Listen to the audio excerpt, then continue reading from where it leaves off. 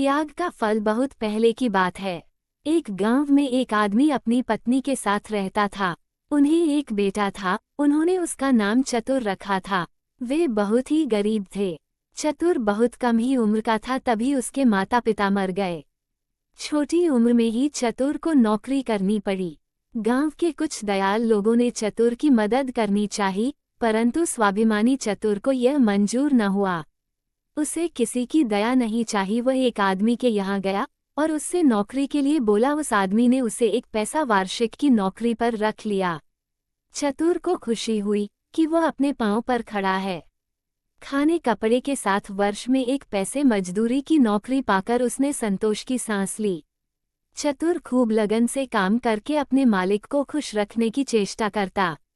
समय बीतने लगा, 3 वर्ष बीत गए। उसे अपने गांव के साथी याद आने लगे, अपना घर याद आने लगा। उसने अपने मालिक से अपनी मजदूरी के 3 पैसे लिए और अपने गांव की ओर चल पड़ा। उसने कुछ महीनों की छुट्टी ले ली थी। रास्ते में उसे एक बुजुर्ग व्यक्ति मिला। चतुर को देखकर उस बुजुर्ग ने गिड़गिड़ा कर कहा, सुनो बालक, मैं कई दिनों से भूखा हूँ, मुझे कुछ खाने के लिए दे दो, नहीं तो मैं भूख से मर जाऊंगा। बुजुर्ग की बात सुनकर चतुर ने बहुत निम्न स्वर में कहा, मेरे पास खाने की कोई वस्तु नहीं है, मैं क्या दूं? मेरे पास मेरी कमाई के 3 पैसे हैं, यही ले लो और कुछ खरीद कर खा लो। उसने अपनी जेब से तीनों पैसे निकालकर उसे दे दिए। चतुर ने जैसे ही आगे बढ़ाना चाहा वैसे ही उसने देखा कि उस बुजुर्ग के चेहरे पर बड़ी बड़ी मूछें निकल आई है। ये देखकर चतुर के होश उड़ गए और वह थर थर कांपने लगा। उसे भयभीत देखकर उस आदमी ने कहा, डरते क्यों हो? आदमी को हिम्मत से काम लेना चाहिए। मैं तुम्हारी दया की भावना से बहुत खुश हूँ। बिना लोभ रखे तुमने अपनी पूरी कमाई के पैसे मुझे दे दिए। 3 पैसे की जगह मैं भी तुम्हें 3 चीज देता हूँ, आओ मेरे साथ चलो। त्याग करना बहुत ही बड़ी बात होती है। चतुर डरते डरते उस आदमी के साथ चलने लगा। अपने घर ले जाकर उस आदमी ने चतुर को एक सारंगी दी। बताया कि इसे तुम जैसे ही बजाओगे तो लोग नाचने लगेंगे। एक तीर धनुष देकर कहा, तुम जिस पर निशाना लगाओगे वह खाली नहीं जाएगा और तीर लौटकर तुम्हारे पास वापस आ जाएगा। तीसरी चीज थी सच्चाई। उस आदमी ने वरदान में सच्चाई दी, बताया कि तुम जो कुछ कहोगे लोग इस बात को सच मान लेंगे। तीनों चीज देकर वह आदमी वहां से गायब हो गया। चतुर पहले तो बहुत घबराया, लेकिन फिर उसने हिम्मत से काम लिया। थोड़ी देर वह वहीं रुक रहा। इसके बाद चतुर वहां से आगे बढ़ा। वह गायब हुआ आदमी काफी देर तक वापस नहीं लौटा। चतुर ने कुछ दूर जाने पर देखा कि एक व्यापारी पेड़ की छाया में विश्राम कर रहा है। उस पेड़ पर एक खूबसूरत सी चिड़िया बैठी थी। उसे देखकर व्यापारी का मन ललचा उठा। उसने कहा, वो कोई उसे चिड़िया को मेरे लिए मार देता तो मैं उसे ढेर सारे रुपए देता। चतुर ने कहा, आप चिंता मत कीजिए, और उसने निशाना साधकर तीर मारा। वह चिड़िया झाड़ी में गिर गई। चतुर बहुत खुश हुआ। खुशी से उसने सारंगी बजाई। व्यापारी हड़बड़ाकर चिड़िया पकड़ने के लिए झाड़ी में घुस गया। चतुर खुशी से अपनी सारंगी बजाने लगा। सारंगी की आवाज पर व्यापारी भिरक थिरक कर नाचने लगा। झाड़ी से उलझकर उसके कपड़े फट गए। वह अधनंगा हो गया। उसके शरीर पर काफी खरोंच लगी थी। उसके खून बहने लगे थे। व्यापारी की हालत देखकर चतुर को दया आ गई। उसने एकाएक सारंगी बजनी बंद कर दी। सारंगी का बजाना बंद होते ही व्यापारी का नाचना भी बंद हो गया।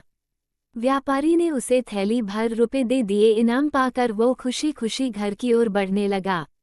व्यापारी को लब सताने लगा। हाथ से रुपए निकल जाने के कारण वह हाय हाय कर उठा। कुछ सोचकर वह चतुर के पीछे पीछे दौड़ने लगा। निकट पहुंचते ही उसने शोर मचाया, ये लड़का सोए में मुझ पर प्रहार करके मेरी पैसों की थैली छीनकर भाग रहा है। गांव वालों, इसे पकड़ो। गांव वालों ने चतुर को पकड़कर मारा पीटा और थाने ले गए। थानेदार ने चतुर से पूछताछ की। चतुर ने बताया कि व्यापारी झूठ बोल रहा है। चिड़िया मारने के बदले में इसने मुझे इनाम में रुपए दिए हैं।